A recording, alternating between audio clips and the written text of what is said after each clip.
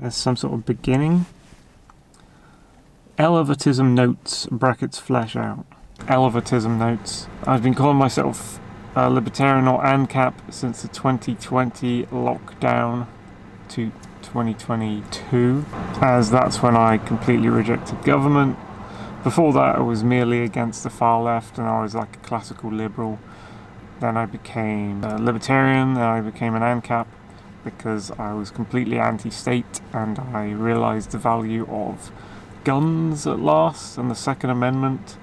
They are for all the people who enforced or pushed the lockdown rules and all those things all those horrific things that never should have happened, that happened during those 2 to 3 years. And yeah, you become a pure freedom advocate. You realise that you weren't really a freedom advocate before because you were like thinking that governments were not slave masters and that they were somehow doing some good when they got elected, that the system worked or something. It's all a false reality. It's not reality, it's a falsehood. Oh, there's a cute little bird out there. I don't think I'll be able to film him because I'm filming me. So back on that Elevatism thing. Right at the start of the list, I'm an AnCap. What is Elevatism? Elevatism is my own version of AnCapism that is less likely to break down or get splintered, I think. And it's more of a heightened thing. Ideology done right, I guess, in my view, preserves the things we want to preserve, like the conservatives. People assume that's what a conservative is, but they're not. It's what an elevatist will be.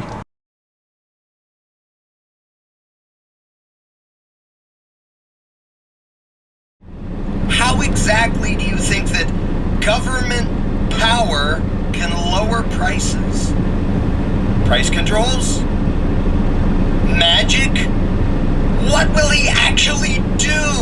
You can say, well, we're gonna make this good stuff happen. How? By what mechanism? You're gonna lower prices by doing what? The inflation crisis was caused by massive overspending and escalating energy prices. Wait. What? The inflation was caused by overspending.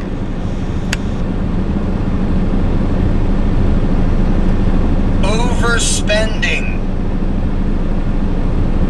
Like ridiculously huge increases in spending. Far more than had ever happened before.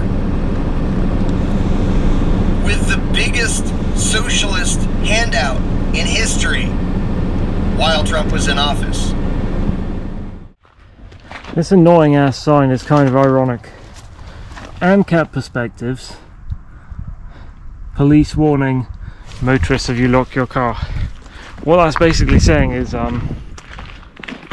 massive thieves are telling you to watch out for massive thieves, or actually small time thieves. So much money is stolen every day to pay for police, stolen from working people by the government.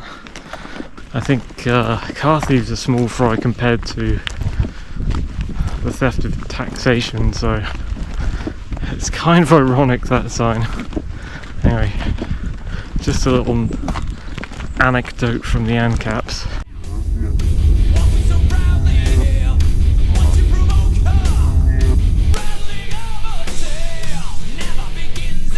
Now I wanted to do a vlog, but I think I'm too sleepy for this. It's the end of the Roadford Reservoir day and I'm just like thinking about vlogging.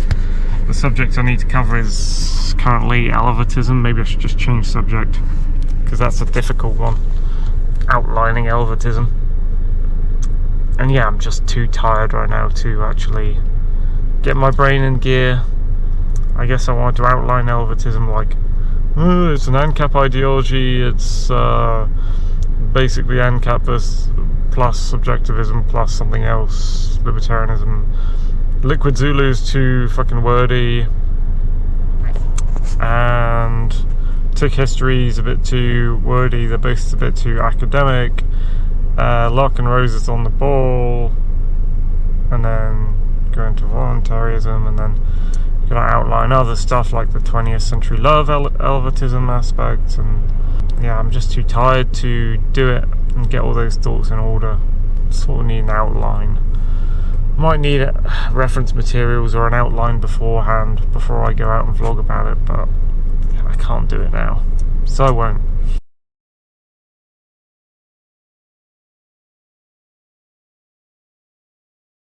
Good morning. Is it morning? Yeah, no, it's not morning, it's noon. It's 12:30. Good noon.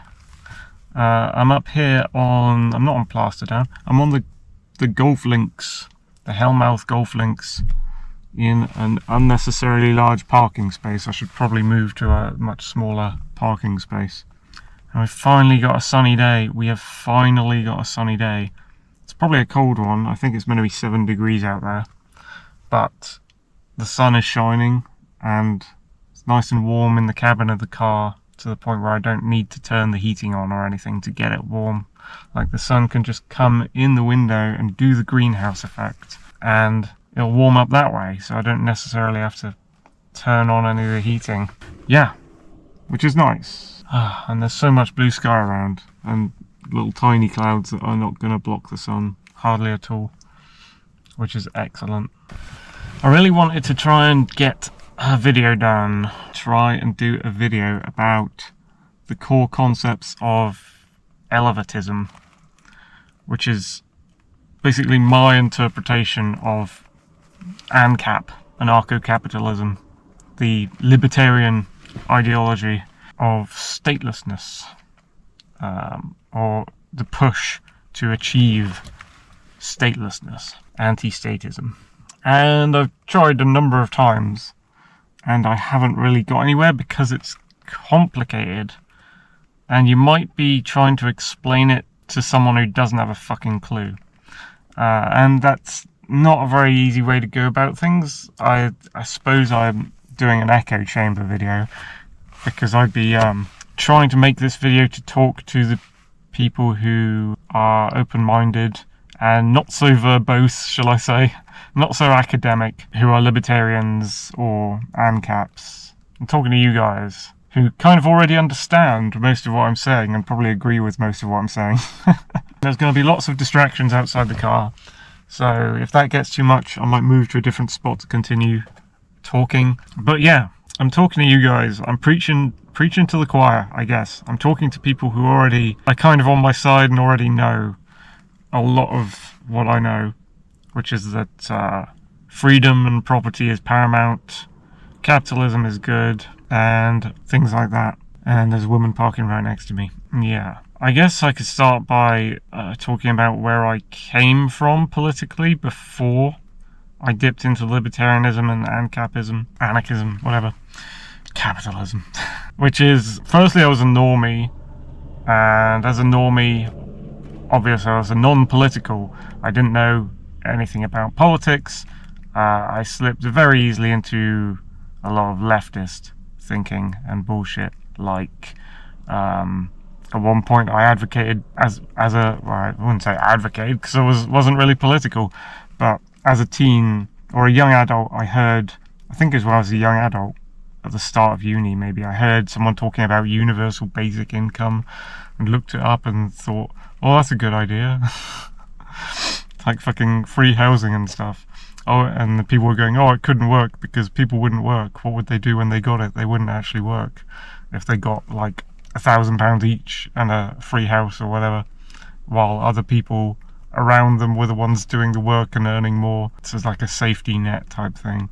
Yeah, I had lots of lefty views, like accidental lefty views, not really conscious. Like, I wasn't like, hey, I'm going to advocate for communism or anything. I was just a normie. I was a kid.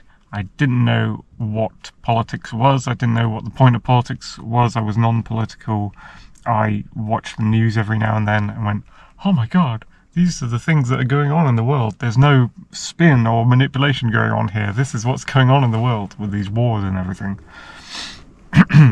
I'm shocked at the events occurring in other country X because BBC said so. Like, unthinkingly, just digesting, is that what you say? Digesting, absorbing, I guess would be better, what was said to me on the TV and in the newspapers, and not really into politics, not actually picking I'm not going to say movement because that's a collectivism, but an ideology, as in a idea set, a group of thoughts, particularly pertaining to laws and government and how, I was going to say how nations are governed, but you could also say how they're not governed, in the same way as, like, you can say there's different religions, including atheism. like all these are beliefs in a god, one of them is not a belief in a god. All these political ideologies are belief in a governing system in a nation. One of them, which I've picked, is not a belief in a governing system or a nation. Well, kind of a nation, but not really. Certainly not a governing system. Anyway, back to lefty me, I suppose. Not even lefty me, normie me. I believed for the longest time that money was an evil, that we'd all do better just removing money. I thought things pertaining to bullying and how we should control other people, how we should put people into different systems and try different systems and social experiments out on people to get the right result or whatever. I thought about, like, and I still have semi-thoughts about this all the time, because you think about land and property rights. I thought, like, wandering around in cities, how there are all these buildings and all these places that we don't have access to as an individual. We're not allowed to go and see what the insides of all these different buildings that surround us are like, and so as a result we don't know. There's no transparency. We're just surrounded by these things that we can never know unless some benevolent soul lets us, like, rent as a tenant in one of the buildings, and then we get to see the inside of one of them or something, or someone invites you round for dinner who's a friend and they live in one of them, so you get to see the inside of what that building's like.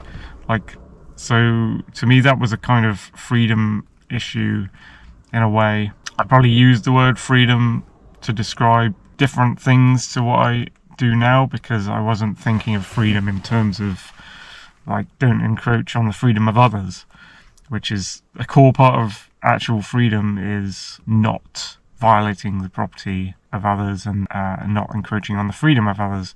We'll get to that. So that was the sort of things I thought as a young adult.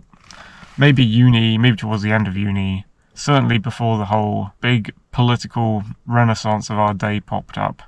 The resurgence of communism that we never saw coming, that was building up since the 90s. There was this thing in the background. We didn't know it was happening. Essentially, it's my view that the Cold War never really ended. It sort of just went underground. And you can look at the two famous videos on YouTube by Yuri Bezmenov, which I think is kind of like a stage name, possibly. But it's a guy who defected from the Russian KGB to America, and then he exposed everything the Russian KGB and the Soviets were doing in terms of their spy tactics and shit. And just their war tactics in general, their psychological, psyop kind of tactics against their own people, as well as against other nations and all sorts of things like this, but particularly against their own people, to convert them to their ideology via, like, colleges and things.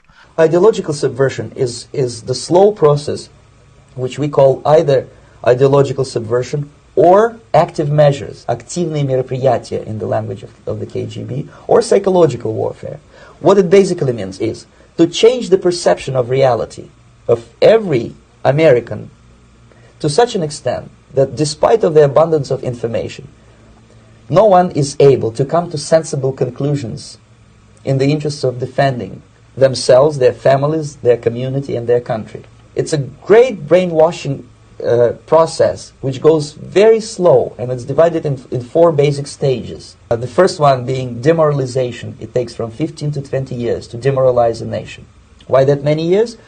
Because this is the minimum number of years which requires to educate one generation of students in the country of your enemy, exposed to the ideology of the enemy. In other words, Marxism-Leninism ideology is being pumped into the soft heads of at least 3 generations of American students without being challenged or counterbalanced by the basic values of Americanism, American patriotism. The demoralization process in the United States is basically completed already. For the last 25 years, actually it's overfulfilled, because demoralization now reaches such areas where previously not even Comrade Andropov and all his experts would even dream of such a tremendous success. So there were these, after the Berlin Wall fell, and people thought, oh, this is the fall of the Soviet Union, this is the fall of communism. Actually, all the people who were devout communists and stayed that way just went underground after that point. And they started subverting Germany, and they started subverting America, among other places, via things like colleges. And it's very subtle and very snaky. To cut a long story short, I suppose, around 2011 to 2014, you had the Arab Spring. So I was still kind of normie-ish, I suppose, at that point. I'd gone through uni, I'd finished uni, I'd somehow survived uni with the minimum amount of strong far-left ideological subversion happening, which was just starting to come in 2008 when I left uni. So I managed to make it through my degree not being extremely affected by that shit. But there were things you could notice during my time there where it had been established and it was coming through, and they were doing it on a small scale. You see things like postmodernism. They're trying to get you to quote people like Baudrillard and Foucault in your work, even if you're on a little art media degree like I was. There were some just seminars and courses and talks that they were putting out that are like the male gaze, and you got like gender dynamics. You had the beginnings of what would be shit like gender studies and black history and identity politics bullshit. But I was none the wiser. Got out of uni, lived away in a flat for half a year in 2014. The Arab Spring happened. Assad started attacking his own protesters in the street.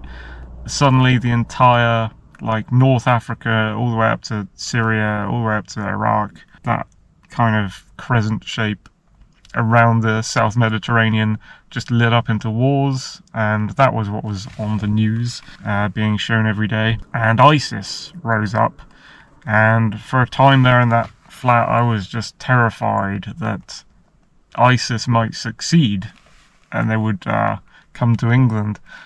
In a way, the Islamic states have succeeded, although not specifically ISIS. They've succeeded in starting to colonize Europe, which one part of ISIS's big plan, although they were like medievalist brutalists doing all sorts of horrific executions and things.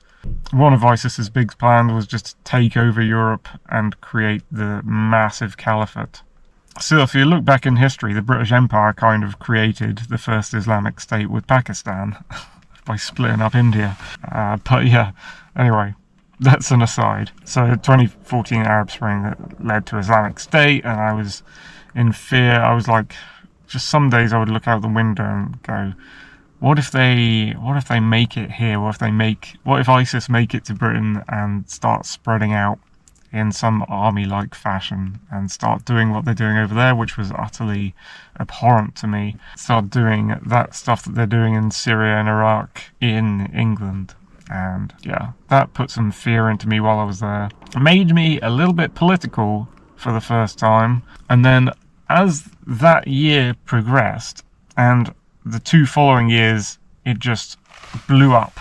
I should say the 3 following years. I was listening to podcasts like Crate and Crowbar, which is the PC Gamer crew of the time, had a side podcast where they could speak their minds a bit more.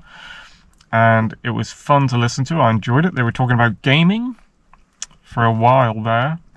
And then they suddenly started talking about feminism out of nowhere, seemingly. And it was obnoxious, it was awful, it was man-hating, it was insane. And not only that, so we can rewind a bit to about 2010, I was part of the YouTube kind of bedroom vlogger community thing. And in fact, I went to a meet there, and I didn't meet her there specifically, but I met in person one of my kind of girlfriends at one of those meets, and we hung out together in real life space, kind of YouTube vlogging events, and we'd like make videos and stuff, try to make videos. And in that kind of space there were like little fame heads popping up, little famous bedroom vloggers who were getting more views than others, and we all knew them, and we all knew who was popular and who was famous, and we went to this gathering and we could see them in real life and go like, oh, that's that guy, oh, this is that girl. Like, we'd seen them vlogging and stuff, and we were part of that, and we did our own videos, and like, we were small time, they were bigger time, I guess, internet micro celebs. But some of those more famous internet micro celeb bedroom vloggers became what you'd know as the kind of feminist bedroom vlogger. They just out of nowhere, I think one center point was the 5 Awesome Girls channel, which was 5 girls on one YouTube channel, and then another core center point of that was the Green brothers, John Green and Hank Green, who you may have seen on like science and history spin-off show things they run. And then John Green was an author who made like young adult novels, who my friend at the time persuaded me to read. And that's like where most of the bedroom feminism started cropping up, and that was around 2010 to 2011 that they started doing that sort of shit, and that just spiraled and got bigger and got bigger. I think it might have paused and vanished for a bit, but then you started noticing it for a bit again in 2014, coinciding with this facet of Gamergate that I was observing coming from the PC Gamer crew. Obviously, they were bringing up, and I don't like being too hard on Tom Francis in a way, because in a way he taught me to code. He taught me to do programming with his little series on YouTube. So I made my own little game thing. But then after that, he just suddenly went into this feminism bullshit overdrive. Wasn't focusing on the games, and was bringing up bullshit like Anita Sarkeesian, who had become very well known later on for all this feminism bullshit and the Gamergate thing, which was happening at that moment. And then, so that was 2014 leading into 2015. 2016, Trump got elected. It's funny, I can imagine the midwit graph for me and my engagement with Trump, because when I first saw Trump I was like, oh, he might be doing some bad things, because I saw like a rally he had before he got elected, and there were people in the audience being like either arrested or singled out and pulled out of the room and like dragged off at one of his first rallies that I saw him in. And I thought, that's kind of authoritarian.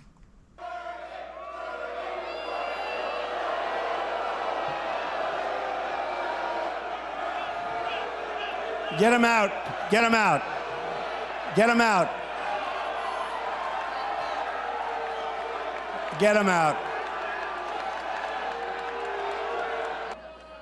Are there any remnants? Any remnants up there? There may be a remnant.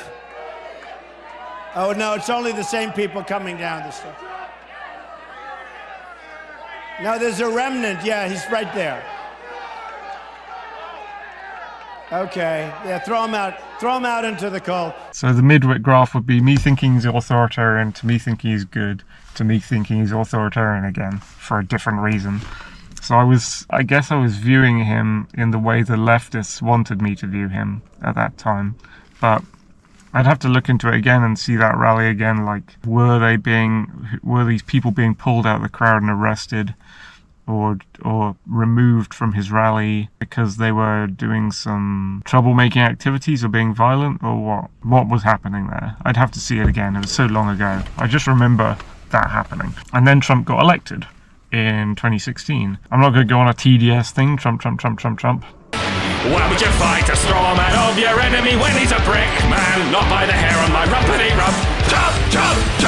Or even talk about him a lot, because that leads to people thinking you're a TDS or whatever. And I wasn't TDS, because I went from thinking this like an authoritarian guy, maybe, to like within the space of a year into his election, seeing how insane the feminist takeover that was happening was becoming, and beginning to try and find people who were against it as much as I was, because it was seemingly against me being like male and against relationships between men and women as well.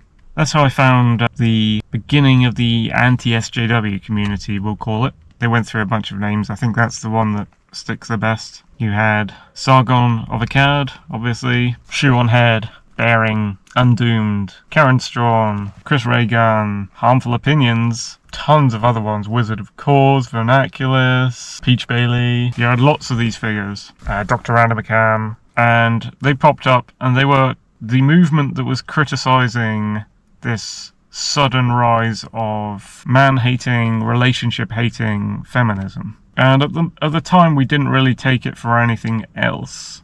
Like, it wasn't about left and right to us. It was about, this is a thing called feminism. It's just popped up. And we do not like it. We do not like what it stands for. We don't like what it's doing to us or what it intends to do to us. And we don't like how aggressive it is against us for no apparent reason. And how it's trying to dig into our lives and overturn things. And so we reeled against that. And we looked around and tried to see it. And we tried to explain it. I did a few videos against it. I didn't do it as avidly or commonly or regularly as these popular figures did, and it was mostly surrounding Sargon at the time. Anyway, we pushed back against this, and then you had people coming in like Kraut and T, who explained, you know, I don't think this is this might not be what we think it is, this feminism thing, because I've got this thing in my country called Antifa, and this Antifa thing has been on the rise steadily, and now it's getting quite big in my country, quite insane. And then as soon as he started saying that, people started noticing that Antifa in America, and Antifa were communists who were saying they were against fascism, but actually they were very much pro-fascism. And Sargon, around the same time, made the link.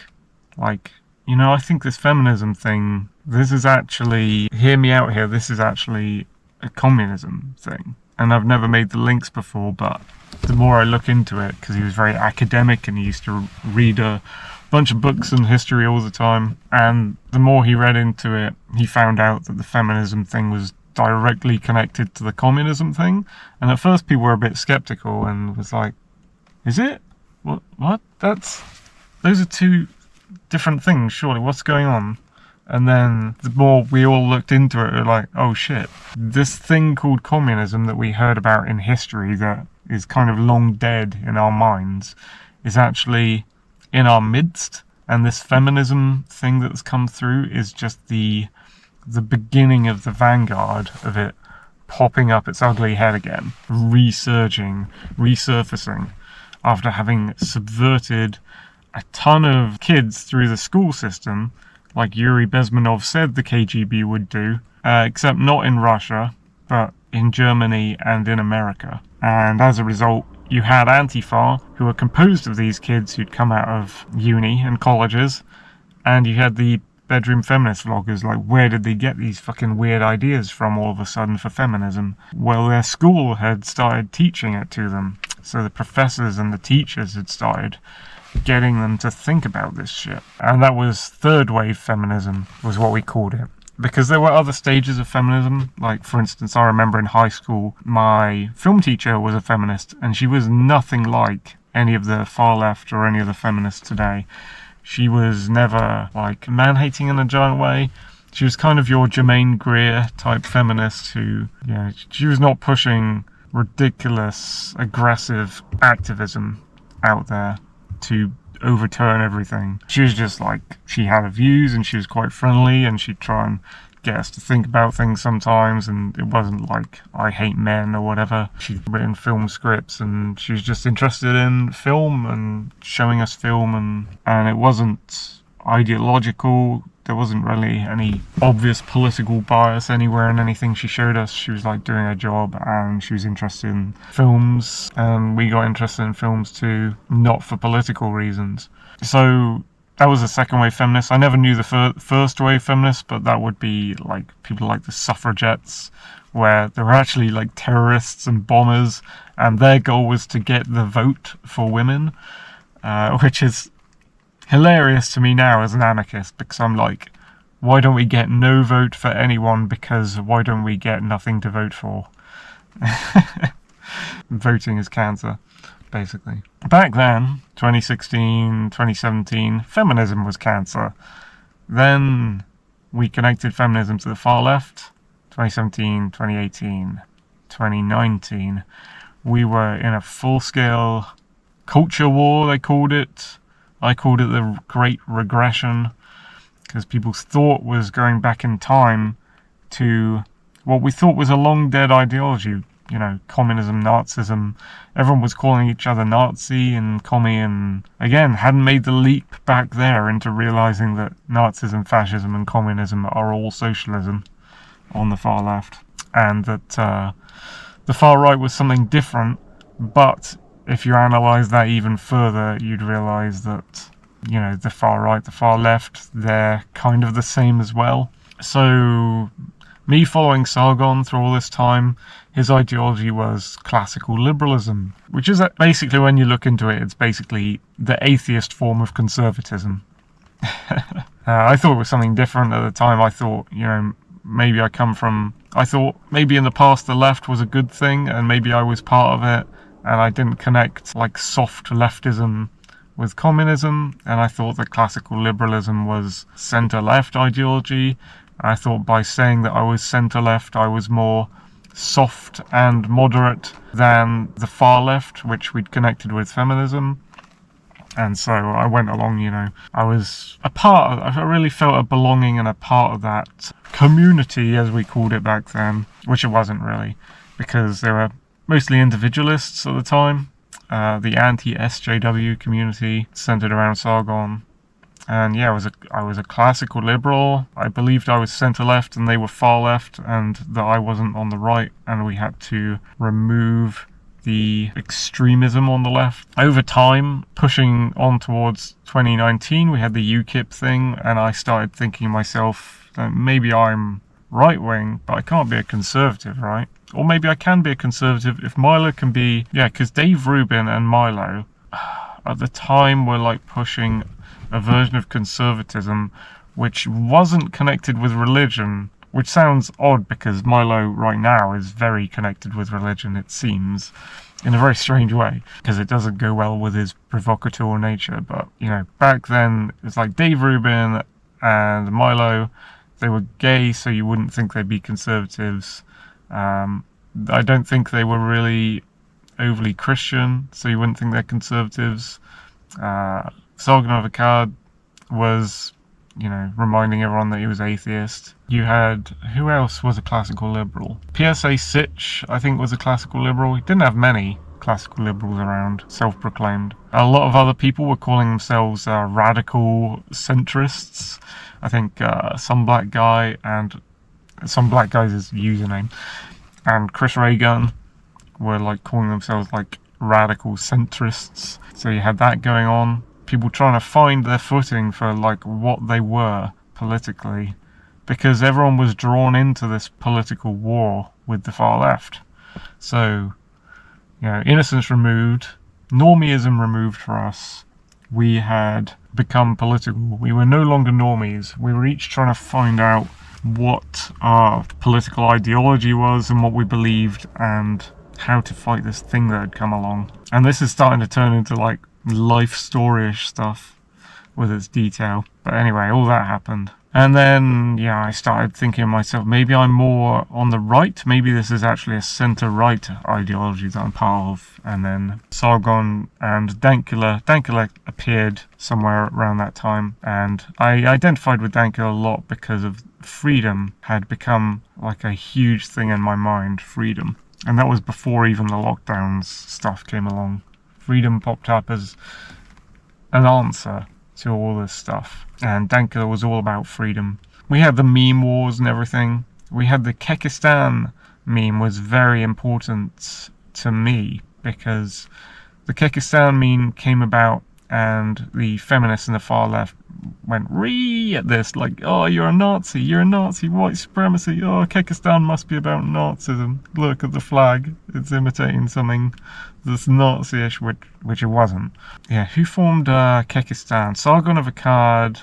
Who was the guy who became a huge lefty who I used to like at the time before that? Jeff Holiday, and also Louis Leveau. And I don't know if it was them or 4chan first, which is I've never been on 4chan or Poll or whatever those weird Reddit and 8chan, 4chan, whatever those boards were. I've never been on them, but I've heard them referenced really often. And I can't remember if Kekistan was meant to come from there, or from Sargon, Jeff Holiday and Louis Leveau, or if they just took it and made it their own thing. But it became a focus for the memes, especially the Pepe meme, which the left were scared of memes because memes were a way to fight against their ideology in a way that was very effective. Little tiny images that contained huge concepts and vast amounts of information in just a really simple, replyable image that you could post as a response to someone on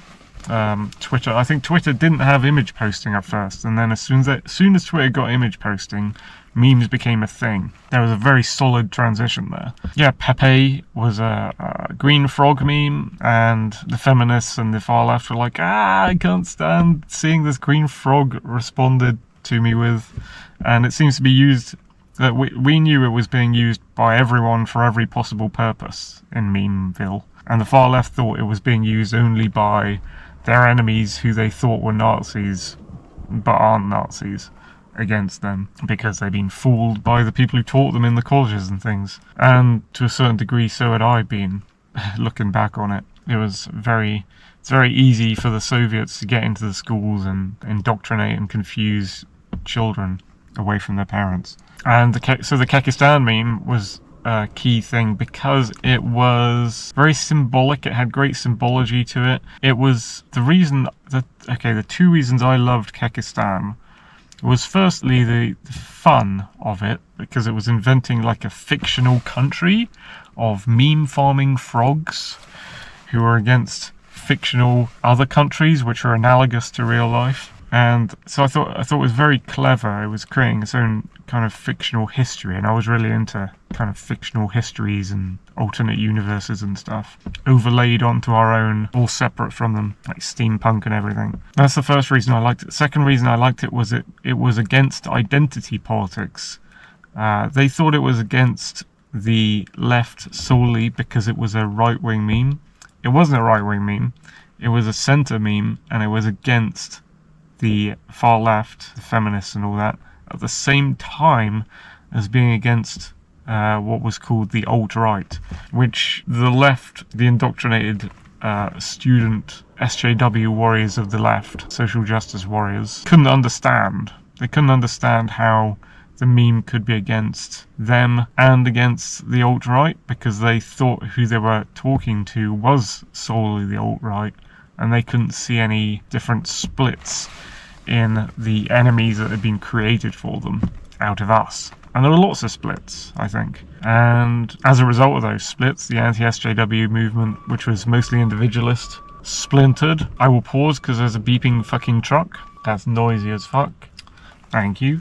So, yeah, they couldn't get their head around it, basically. That they were arguing not with the right wing, but with a bunch of different groups of people who believe different things, who are just against what they believed. So it's probably very easy to group people into a big amorphous blob to insult them, which is what the left did. And, you know, as time went on and on, these Soviet indoctrinated students from colleges and stuff who are surrounding us and pushing this feminism bullshit got more and more dangerous, to the point where they were like attacking people, killing people on the streets, putting them in hospital with the Antifa thing. And yeah, the world went mad. Culmination of that was, I suppose, the rise and fall of UKIP under the infiltration from the classical liberals. It was a great time in the culture war, maybe a pinnacle time in the culture war, when Sargon and Dankula joined UKIP and Sargon did his street interviews with the public to try and get them to think about this far leftism, like trying to get the normies to join our side against the far left if there were sides. Anyway, all that kind of subsided at the end of 2019, and then 2020 came along, and this will be a whole different part of the video. And I think you all know what happened. And if I talk about it too much, I know that YouTube will try and remove my video, and I'll have to only have this as a Rumble exclusive, like the other one, which was topic death and mortality, but I talked about lockdown stuff. You can go and watch that on my Rumble channel. Please give it some views, because I can't have it on YouTube for some fucking reason. I think we know the reason. YouTube staff are far left extremists. Yeah. Year 2020 came around, and there was the governmental lockdown crisis. And, you know, again, like many Weasley things the left do, at first I was going along with it and not really sure what this is, what this was, what was happening. But stuff didn't add up. Like, very soon after they were telling us that there's this thing around, stuff didn't add up. And the minute they started mandating things, mandating masks, mandating that you without your consent are allowed to suddenly be raped by government, it was just like, it was off the charts how insane things had become. And it wasn't long before we tied this to the far left, and not just to the far left, but we were noticing that governments were the problem. And every choice of government party that you could possibly choose was far left, even though they were claiming that they were on the right or conservatives or something. They were doing all the things that the far left of the past, which we'd since gone back and researched what communists were all about and what they did. You know, everything the so-called conservatives of my country, England, were doing was just adopting the behaviours and attempt at control of your freedoms that the far left were doing. So they were no different from each other. You couldn't pick a party to vote for that was on your side. Every single party, Trump's party included in America, because lockdowns came around while he was in power, and he went along with it. And there was things like Operation Warp Speed, of course, went along with what the Fauci guy over his shoulder was saying. We noticed that it wasn't only the far left that was the problem, it was the governments, and governments acting in tandem with each other, and also some shady people, once again out of Germany, thinking, like, when it was the UKIP era, we were arguing against the EU, but we were completely blindsided and didn't even notice in the background the UN and the World Economic Forum, which were quite like the EU in many respects, and that there was actually a push going on towards a world government by the far left. And all the parties you thought were right-wing, you could actually see in their behaviour that they would also do this lockdown thing. They would also try to control you, take away your freedom to go outside whenever you wanted, to move about the country however you wanted. More research was needed, basically. I had to reanalyze my position. In the background, Sargon had occasionally been arguing against these people called the Libertarians, who I didn't really notice at first. They seemed to be basically on our side, but they had a slightly different vision. I didn't know much about them, just that they were on the periphery. Sargon's position when he argued against them was like, I'm sorry, I'm a dirty statist. I can go along with most of what you're saying, but I can't go along with the main thing in principle that government is the problem. But once lockdowns came along, like straight after his UKIP thing in 2019, it was clear that governments are a huge problem and being passed by a little buzzard or a kestrel or something. And during that time, we thought, if we keep letting the government push this lockdown shit on us, this rape of our bodily autonomy, and this use of the police against innocent people, unless they're far left extremists, because the George Floyd riot thing happened at the same time as lockdown, and the police were beating up people who were unvaccinated, and they weren't beating up people who were like BLM, Antifa, people tearing down statues on the street who just completely ignored the lockdown rules, and they were allowed to. Whereas the people who ignored lockdown rules because they didn't want the lockdown rules, they were the ones who were attacked, the ones who were pro-freedom. And it just became glaringly obvious that we needed to stand up against governments as well as standing up against the far left, and that the far left and governments were also intrinsically connected. It wasn't just like, hey, feminism is actually the far left of the past. It's like, governments, in essence, are like the far left of the past, and therefore those claiming to be the right, there's some similarities going on here. So I've always had this weird love-hate relationship with the right that I couldn't understand, because at first when you're a kid, you're indoctrinated into being left-wing, and you don't realise it.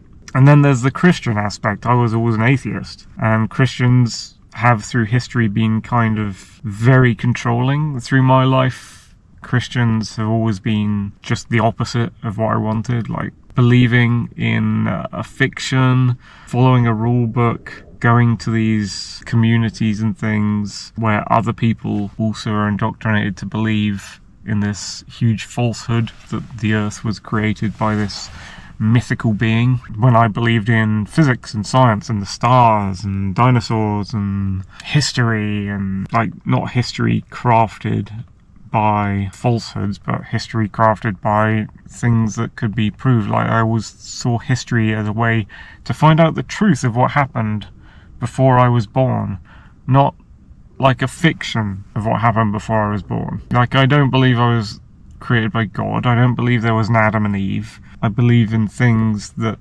seem realistic for a fucking start. Like, there's no room for like a Santa Claus in my worldview. There's no room for unicorns and ghosts and UFOs in my worldview. Spirits, no. Dowsing, no. Homeopathy, no. You need to show me something that works, that is true, and I'll shape my world around that, thanks, because I can see with my own eyes that there's something in front of me doing stuff. And you can't do that with a god. So Christians have always been to me this kind of, not a huge villain, but certainly a villain of some kind. This background shady force that is based on getting people to believe in things that aren't realistic or aren't reality to begin with. But that said, during the anti-SJW times, when I was a classical liberal, the conservatives were also against the left. And the conservatives, at first I thought, you know, conservatism, the so-called mild or moderate centre right wing, there's a way in which you can be that and not be a Christian. I thought that that was a thing. The more I've looked into it, the more it's like intrinsically tied to Christianity, conservatism.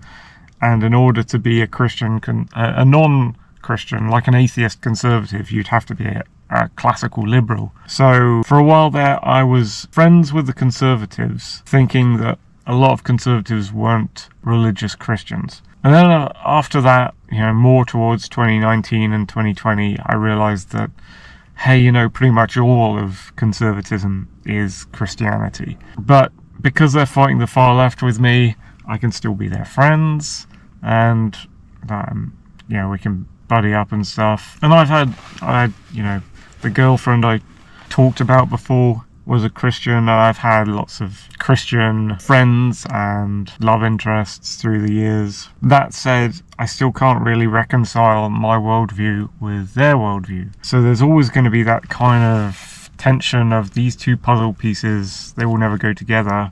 They'll just be hovering near each other, sort of thing, facing each other. They know they won't fit, but they're happy to be on the same table. Then I think a while after lockdown, some of those views have changed in a different way that I wasn't expecting once again. So yeah, the lockdown thing made me believe in gun rights, which I know I'd argue another part of my lefty self, my normie self, like back when I was trying to make a software company, like a computer games company, I was getting into ideas like, hey, do you reckon we can make a first-person shooter game except without any guns? Because why do we need guns? And then there was like, I'm British, we've never had guns here, we only have knives, so guns are alien to us, so maybe we don't need guns. And, you know, I'd fallen throughout my life for a lot of, like, anti-war is anti-gun, like, you should be anti-war, and that means you're anti-gun. Sort of pacifism, like, can we get rid of guns? We shouldn't have guns, guns lead to killing.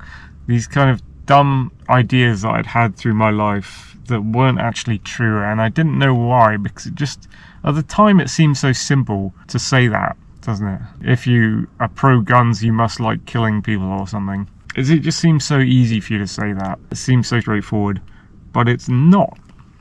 And lockdowns finally showed me, like, the was it, you say the wool was taken from your eyes? The blindfold was taken from my eyes, and I realized, you know, deterrents are a good idea, and deterrents are what preserves peace. And also, you need guns, you need teeth to defend yourself, to defend your property, because a huge part of what we found out about the communist ideology of the 20th century that had come back to us via feminism and all that is that the main part of being communist is that you want to violate other people's property. You don't believe anyone should have private property because you want to take it from them. You want to steal things from other people that you never worked for. You want to get free things, like the universal basic income thing. You want to get free things for no effort, for no work, because you think everything that exists in this world should just be shared by everyone, and that sharing's a good thing, and that you should all be allowed to access everything that exists at any time you want, because it's yours as well as your neighbours or whatever. And that isn't the reality of the world at all. And it's one that you can easily slip into. The reality of the world is what's yours, the private property, is what you work for. It's the sweat from your own brow. You put energy into doing things with your own body, and you're entitled to the effort that you put in to get something out. You own that thing that you put effort into acquiring, usually via trade, but you work at trade, and you work at production, and you work at communication for offering your neighbour goods and services and working out the trade and everything, and you get something for that, and that thing is yours. And no one can take that from you, and that forms your property. Of course, some property you're just born with, your body is your property.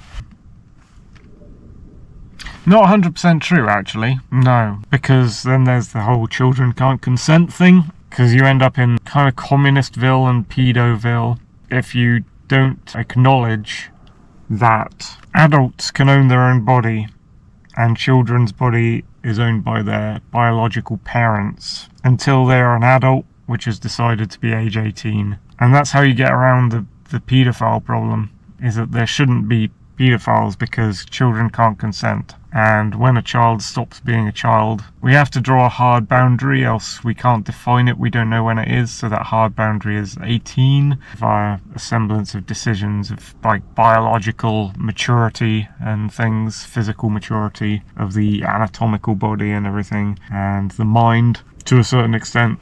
To most extents, the mind, although there'll still be people who are like adult physically, but they can't grow up in their mind, sort of thing. So it's not across the board that you can say that. One thing the left always used to do was call people Nazi who weren't Nazi with no evidence, because they'd been trained that way, I guess. They'd been trained by their socialist handlers at the colleges and things to separate themselves from Nazism, which is funny because Nazis are communists too, but they're not Marxist communists, and the type of communism we're dealing with is Marxist-Leninism, or even Maoism. The Marxists always wanted to separate their communism from Nazi communism, and so they're the ones who indoctrinate the kids in the high schools, and they try to make it out. The right wing were Nazis when the right wing were not Nazis. The right wing were conservatives, identitarians, monarchists. Man, it gets so complicated to talk about after a certain point because so much has happened. Yeah, you build your worldview out of your experiences. You have to find a stronghold that will stand up to any degree of craziness coming in. A stronghold ideologically that will defend against the maximum amount of complexity and insanity. And I guess I started realizing that after lockdown, and I thought, this libertarianism thing, this is kind of that thing. It's against the left, it's pro-freedom, it's pro-individualist, it's against government, which I picked up, it's pro-guns, the freedom to defend yourself, it's pro-property, socialists, communists, far left, they want to violate property, they want to take from you things that they have not earned themselves, that they don't own, that you do own, via the sweat of your own brow. They want to violate your body as well, rape you.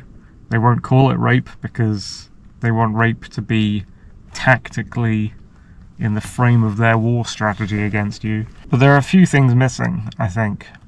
Well, there was a mild nuance missing. It wasn't really missing though. The problem is, I think, with the NAP, the Libertarians had this thing called the NAP, which is the non-aggression principle, which I've always understood to mean that you are peaceful until you are attacked, in which case you defend yourself proportionally from attack. Problem with that is, during lockdowns, and we were attacked by the government, but the NAP wouldn't see that as an attack, I think, because they're only interested, seems to be that the NAP is only interested in a physical attack. So that's why the non-aggression principle doesn't really cover enough.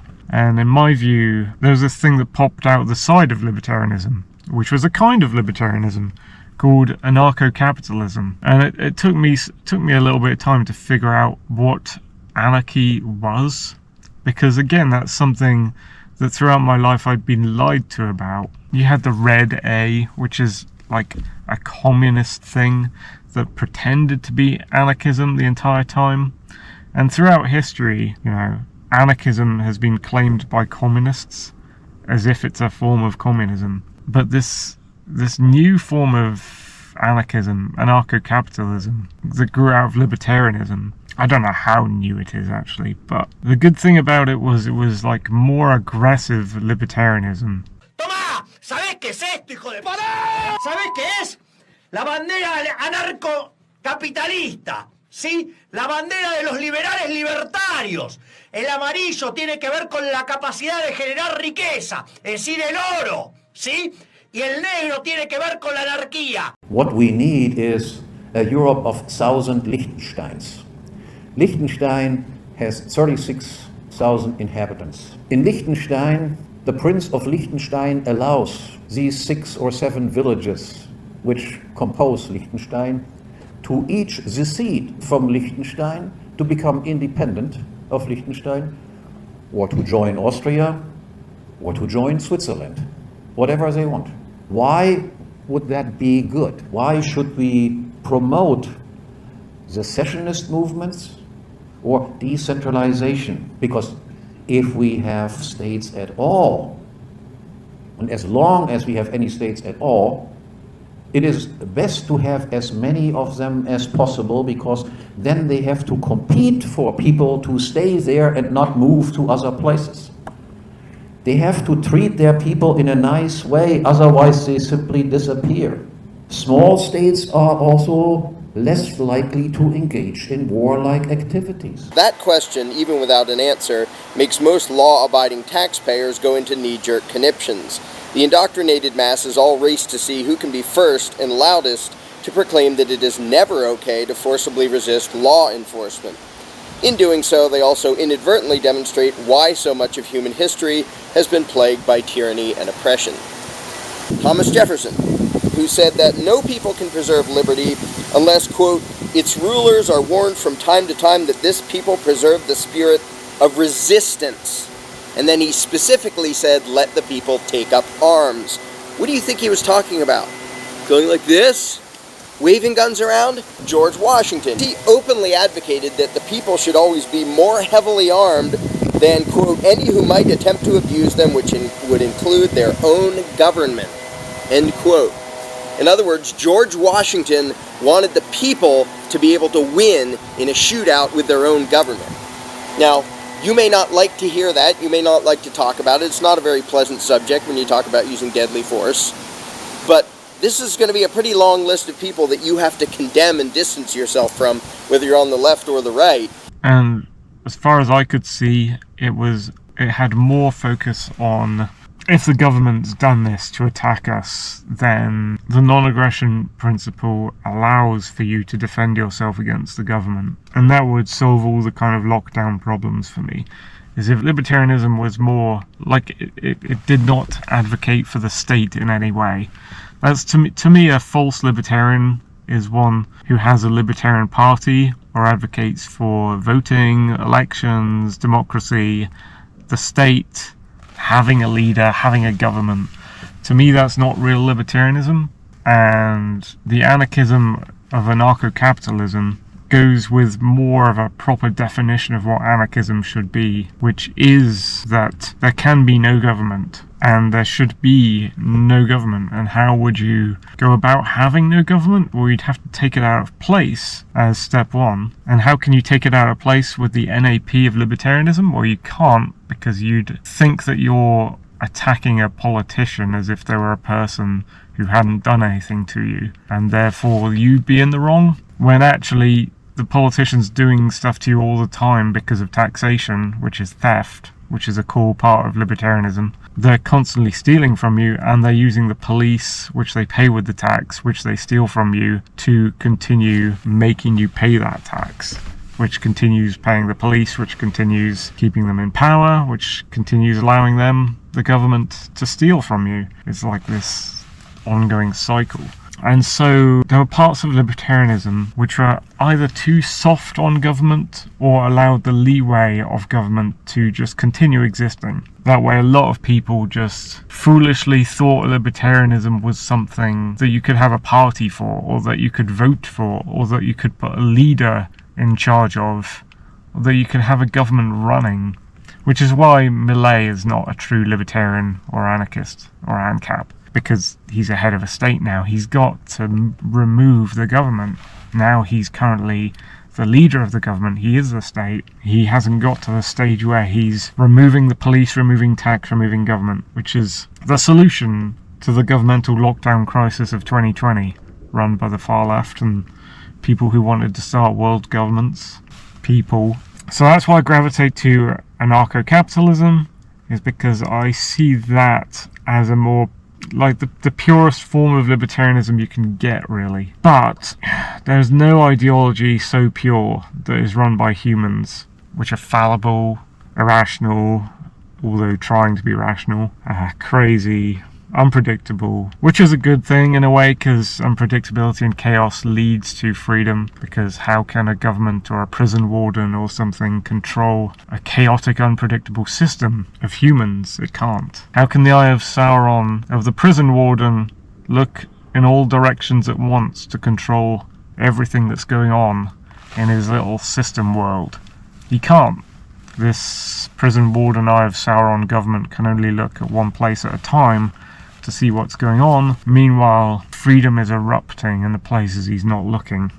He might look back and fix that problem, but once he looks away again, it's coming straight out again. Fuck yeah. That's something I learned about life. That's something that gave me a lot of hope, is that I thought, as much as government can crush us, it can't crush us because of chaos and unpredictability, and that's how freedom bursts out from control. You can't create your ideal system that you control every part of and stop from being what you don't want. You can't do it. Everything will always be what you don't want. You cannot stop it. You cannot force it to be what you want it to be. So that gives me a great deal of happiness, knowing that that's a thing, knowing that unpredictability will always stand up against control, no matter where you are or what's going on. And yeah, so there we arrive at what I am now, which is an AnCap. I guess I still try and push for some kind of purism. I notice, like, other people's definition of AnCap every now and then is more academic, more based in history, more verbose. For instance, there's this well-known AnCap called Liquid Zulu, who is way too academic for me. and I tried to get him into him, and I don't agree with the amount he's just like trying to couch it in all the books he's read from libertarian authors. And you could say the same for Michael Malice, and you could say a similar thing for Tick History. He doesn't 100% call himself an anarcho-capitalist, but that's the nearest thing to what his views are. He would call himself like a free market dude, which is basically saying the same thing as anarcho-capitalist. Yeah, so how does that chain on to Elevatism? Elevatism is just me setting out that I'm an AnCap, and my version of AnCap is described in this way, just in case AnCapism gets hijacked by someone and veers off down some weird trajectory, as some movements do. Like, I'm struggling to think of an example, but I think classical liberalism and conservatism kind of got hijacked and led off somewhere. The normies who became anti-lockdown sort of organically. I love those dudes, but they slipped into bolt-ons to their ideology, which I think classical liberalism and conservatism did as well. Conservatism strayed into the bolt-ons of what the anti-SJWs like Sargon had, and like Pedogeddon, reviving Pedogeddon of 1991 for use on the left, which is basically the same as the left calling us Nazis. So that was just right-wing conservatives being SJWs, being like the far left and their own enemy. And that's something I also noticed as being an AnCap, is our enemies are statists, our enemies are government lovers, people who love tax, people who love police. And it turns out that's what conservatives are, and it turns out that's what classical liberals are.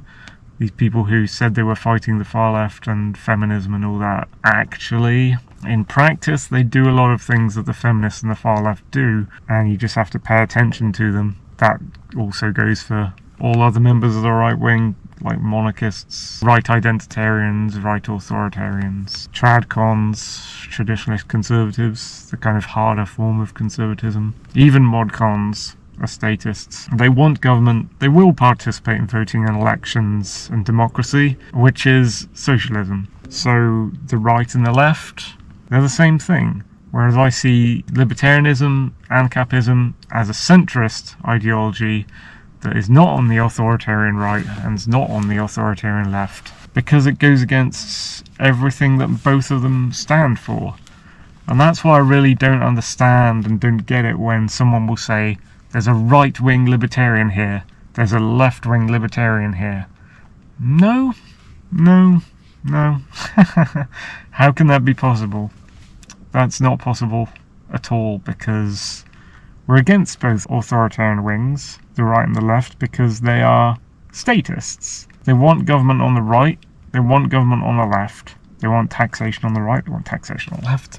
They want centralization on the right, centralization on the left. Segregation, both sides. Sexual segregation, both sides. Race segregation, both sides. Race-based arguing, both sides. Acting like a religion, both sides. Wanting government, both sides. Neo-Puritanism, both sides.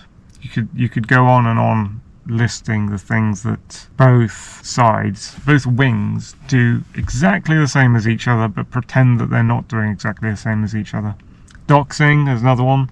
Shall we go into Eric July? I mean, shall we? This guy pretending the entire time that he's against the left while doing all the leftist things. On the right, supposedly. And calling him an AnCap. He's not an AnCap. He calls himself an AnCap. He does nothing that's AnCap-like. And that's why I think in my mind that there's a danger of AnCapism, anarcho-capitalism, being hijacked by people who have nefarious visions for it. And so that's why I have Elevatism, is to keep my version of AnCapism pure. But not pure, but keep it steady. Keep it how I've described it to you, rather than letting it be hijacked by people like Eric July, or hijacked by people who call themselves anarcho-communists, or anarchists in the commie tradition of the past, who are, to me, just like fake anarchists and linos. which is Libertarians in name only, Lino. So that's what Elevatism is. Elevatism is just simply anarcho-capitalism, but my version of it, I'm trying to keep it how it's meant to be. And so I've come up with a name for it, so if they take it somewhere, then I've still got my version to tell you about that I can describe, that maybe I can get support for, which I just think is the most solid ideology I've ever found so far. The perfect defense to anything politically. You know, it fights against people who want to violate your property, it fights against people who want to violate your freedom, it fights against government reaching into your life, it fights against government existing, it fights for your rights to defend yourself from attack, it fights against your rape by others, it fights for love advocacy of how love used to be, it fights for how we used to live in the past in a kind of, if you want to call it, traditionalist sense, with men and women being what they are naturally in the human sense before it all got polluted by this gender ideology crap that came with feminism. It fights for the disregarding of identity politics. Therefore, you know, if you're a black guy, you get treated well. If you're a white guy, you get treated well. If you're a woman, you get treated well. If you're from any... So no one would be able to make an identity politics group out of you. No one would be able to fit you into collectivism. In AnCapistan, which is like the era or the country and place, the time in which my ideology, anarcho-capitalism, would get its foot in the door and be present for most people. Like, it just treats everyone in such a way that things are a lot better than they have been during my lifetime. And I can see evidence here and there that what I'm advocating for is not a impossible fantasy utopia. It's achievable. But, that said, some people mistake it for a utopian ideal because it's a moonshot. Okay, my GoPro overheated. I will record this last bit to my first Elevatism vlog. Haven't gone into the intricacies of Elevatism 100%, but mostly you get where I'm coming from. Elevatism is a moonshot. It's not a utopia. It requires a great deal of effort and bravery from us to push it forward, to encourage people to get interested in it, and to realize what it can do for them if they were an anarcho-capitalist, because I think it treats a lot of people very well, and it will give us a kind of world that is a lot better than what we have. Respects freedom, respects property, above all else. That's my first main vid, I think, on Elevatism. I will talk some more about it as time goes on, but I'm glad I got this one out there to begin with. Thank you for watching. GoPro overheated.